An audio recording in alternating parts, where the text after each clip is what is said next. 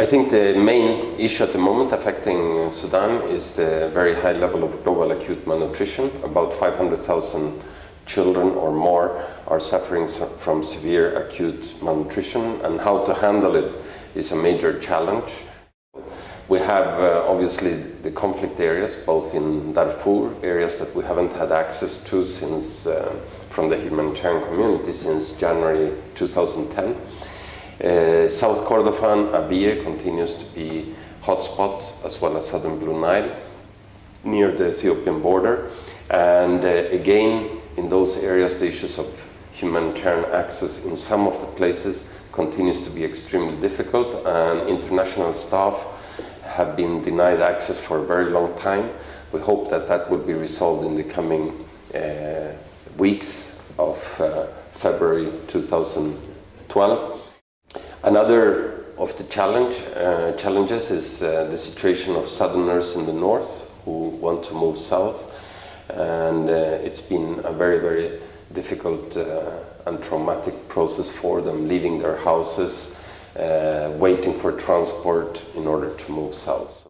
There are also northerners who have been living with their cattle in the south and who are coming back into Sudan from the south, and obviously the settlement of them is also a particular challenging situation. So generally, all the 10 states along the border between the north and the south is a very, very difficult area.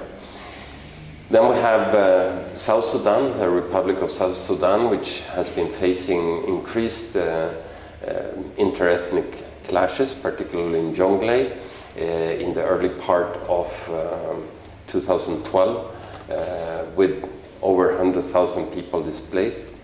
We also have approximately 20,000 or more that have moved from Nuba Mountains in Sudan into South Sudan as refugees, about 2,000 of them unaccompanied children.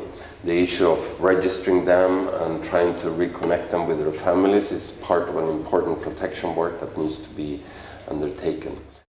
Sudan continues to be a university for learning in terms of humanitarian issues, South Sudan as well. On the issues of coordination in Sudan,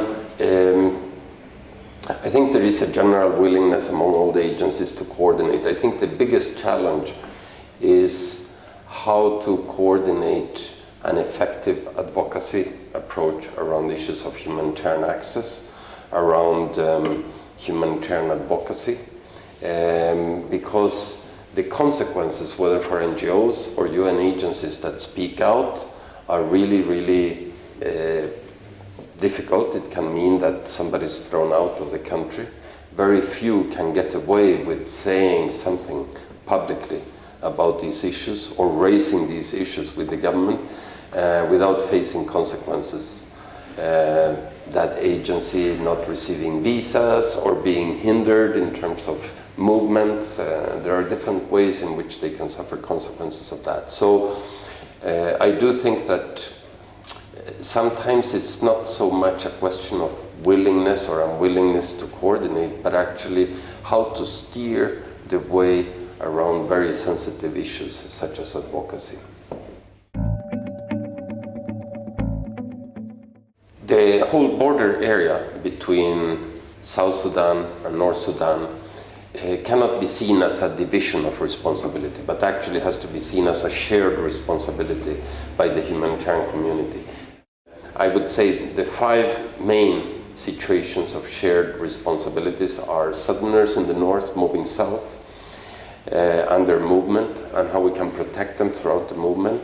Southern Blue Nile, where a lot of the population has moved southwards to the border with South Sudan or even into South Sudan. South Kordofan, and particularly the people from Nuba Mountains that have been moving south, some of them even into South Sudan.